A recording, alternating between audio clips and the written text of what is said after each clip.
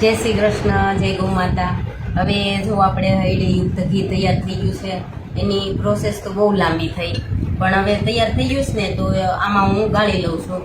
અને 50-50 ml ની 2 bottle અમે અલગ ભરી લીધી છે, અને બાકીનું વધ્યું ને એ આનું આમાં ગાળી લઉં.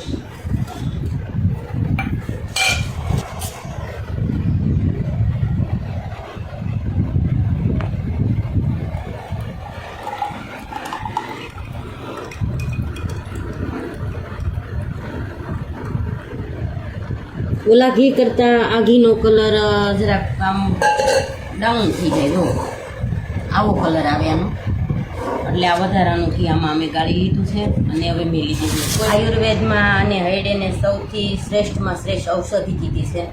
તો એને આનું ઘી સાંધાના દુખાવા મટાડે છે, ગેસ કબજિયાત દૂર કરે છે, અને પ્રતિકારક શક્તિ વધારે છે, કચરો શરીરનો કોઈ પણ બહાર કાઢે છે.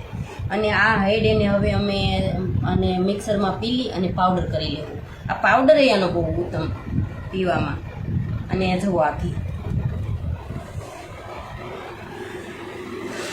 આ 14 લીટર ઘી દૂધનું આ ઘી બન્યું છે એટલું.